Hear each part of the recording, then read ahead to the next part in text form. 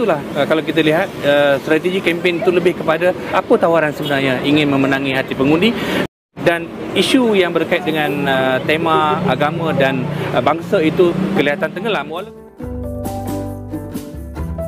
Potensi atau probabilitas satu putaran meningkat buat Pak Prabowo Gibran dibanding survei-survei sebelumnya.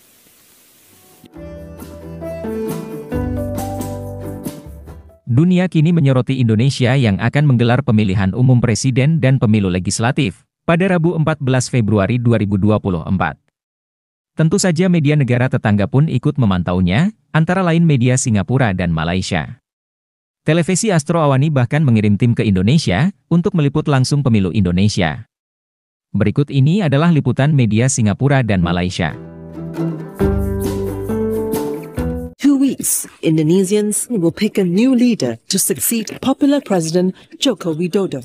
Sebenarnya sih nyesel sih kalau bisa mah 3 periode. The most remarkable legacy that Jokowi has is his infrastructure policy.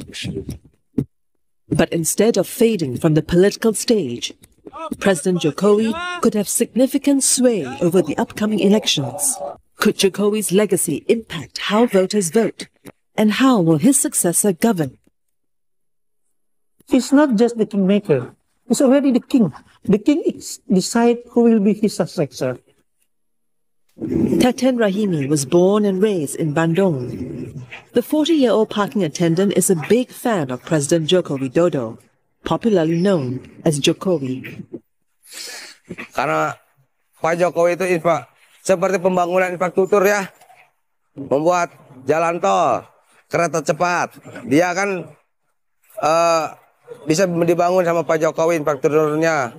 Bansos, bantuan sosial, BPJS dan sebagainya, semua berkat dukungan Pak Jokowi aja.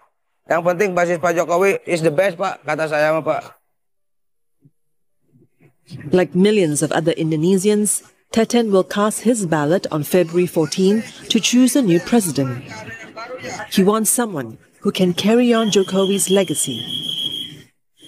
Susah lah cari presiden seperti Pak Jokowi, nggak terlalu tinggi egois. Pak Jokowi enggak, Pak. Orangnya santai, lugu, mau masyarakat kecil, seperti itu sama aja sih, Pak.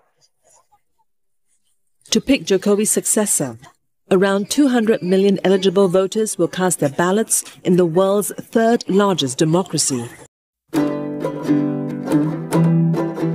Sentimen politik identiti pada pemilihan umum pemilu Indonesia 2024 semakin mencair dan tidak lagi relevan jika dibandingkan dengan pemilu 2019. Sebaliknya, soal tawaran dan idea gagasan politik yang diketengahkan calon dan parti menjelang hari pemilihan 14 Februari menjadi tumpuan. Laporannya kita akan bersama penerbit Astro Awani Fauzi Zin di Jakarta, Indonesia.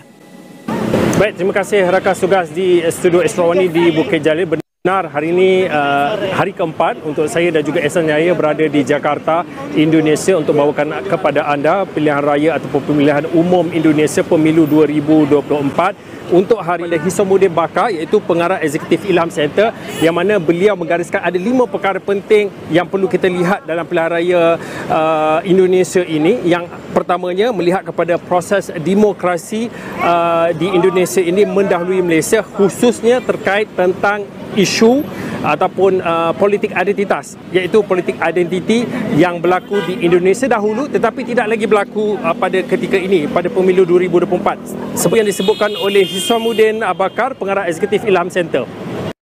Sebab itulah kalau kita lihat strategi kempen itu lebih kepada apa tawaran sebenarnya ingin memenangi hati pengundi, dan isu yang berkait dengan tema agama dan bangsa itu kelihatan tenggelam, walaupun ada elemen-elemen bangsa di situ. Sebagai contohnya, ingin menjadi bapa Presiden Indonesia itu mesti harusnya datang daripada bangsa Jawa sebagai contoh, tetapi perkara itu tidak dijadikan tema utama, tetapi perkara itu dilakukan secara tradisi dan itu adalah menjadi norm biasa di peringkat bawahan, tetapi perkara itu tidak diangkat oleh semua parti yang bertanding menjadi tema yang akan menyekat ataupun memburukkan mana-mana kempen yang berlaku. Lantas hari ini hari Jumaat juga bertebaran juga survey-survey yang dilakukan oleh beberapa lembaga survey di Indonesia ini. Saya ingin kongsikan satu daripada lembaga survey Indonesia, Denny JR, yang mengatakan bahawa kemungkinan peluang untuk pilihan raya presiden ini dilakukan dalam satu pusingan semakin jelas. Apabila lembaga survey ini mengatakan bahawa pasangan presiden ataupun calon presiden Prabowo Subianto dan juga Gibran Rakabuming mendahului dengan 53.5%. Ini meninggalkan kepada calon dan juga pasangan regu Anies Muhaimin di tempat kedua dan Ganjar Mahfud di tempat ketiga. Namun barang diingat, angka 53.5% ini masih lagi kecil dan boleh dipertikaikan kebenarannya apatah lagi survey dilakukan dalam tempoh 7 hari menjelang tarikh pengundian pada 14 Februari nanti. Selanjutnya kita akan menyimak hasil survei terbaru yang dirilis oleh LSI Denija dan Indikator Politik. Dua lembaga ini memiliki rekam jejak yang cukup baik. Keduanya merilis hasil survei pada 9 Februari lalu.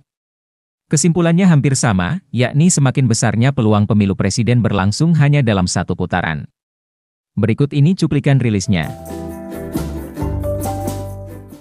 Dari hasil ini, dari hasil kita di tanggal 26 Januari hingga 6 Februari 2024 menunjukkan bahwa pasangan Prabowo Subianto dan Gibran Rakabuming Raka memperoleh dukungan sebesar 53,5%. 53,5% disusul pasangan Anies Baswedan dan Muhaimin Iskandar, pasangan Amin, di angka 21,7%. Kemudian disusul pasangan Ganjar Pranowo dan Mahfud MD di angka 19,2%. Ada suara tidak sah ini 0,1%, jadi mereka salah mencoblos atau mencoblos tidak sesuai dengan ketentuan yang diatur dalam PKPU maupun dalam undang-undang. Yang menyatakan, yang belum menjawab, rahasia atau tidak tahu tidak jawab, angkanya 5,5%. Jadi tersisa hanya 5,5%. Dan dari simulasi kertas suara ini 10 hari menjelang hari pencoblosan, Prabowo Gibran tetap unggul dengan angka mencapai 53,5%. Dengan angka ini 53,5% artinya bahwa Prabowo Gibran terbuka peluangnya untuk menang di Pilpres 2024 pada tanggal 14 Februari nanti di hari Rabu dengan satu putaran saja, karena angkanya mencapai 53,5%. Secara dukungan bahwa dalam 4 kali survei terakhir kita, pasangan Prabowo Gibran ini trennya selalu mengalami kenaikan. Selalu mengalami kenaikan. Dan biasanya memang dalam pengalaman kita di pilkada maupun pemilu, tren itu cukup penting untuk kita membaca Karena tren itu biasanya selalu berlanjut Kecuali memang ada satu kejadian luar biasa yang membuat biasanya trennya menjadi stagnan atau trennya menjadi turun. Namun kasus di Pilpres kali ini kita lihat Prabowo Gibran selalu mengalami kenaikan dalam 5 kali survei terakhir. Trennya selalu naik. Kalau kita ini yang menurut saya paling mendekati dengan hari H nanti, yaitu kita pakai simulasi dengan memberikan simulasi surat suara. Surat suara ini yang nanti akan dihadapi oleh warga ketika datang ke TPS, jadi ada fotonya, ada nama-nama partai pengusungnya.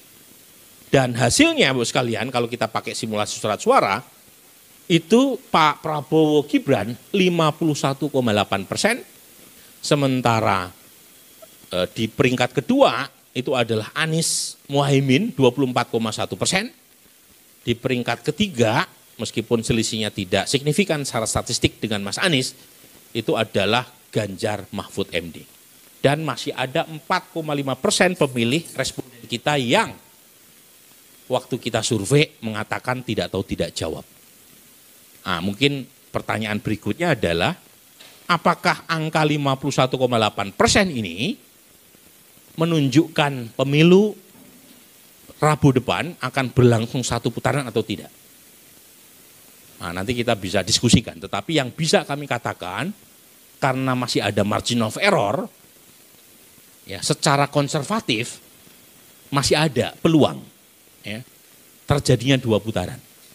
Tetapi angka 51,8% dan tren naik yang masih berlangsung buat Pak Prabowo Gibran, maka saya bisa mengatakan potensi atau probabilitas 1 putaran meningkat buat Pak Prabowo Gibran dibanding survei-survei sebelumnya. Jadi kalau sebelumnya mungkin tingkat atau probabilitas 1 putaran 50-50 ya, sekarang meningkat lagi. Begitulah guys, hasil survei Pilpres yang terbaru. Terima kasih sudah menonton sajian kami. Sampai jumpa lagi.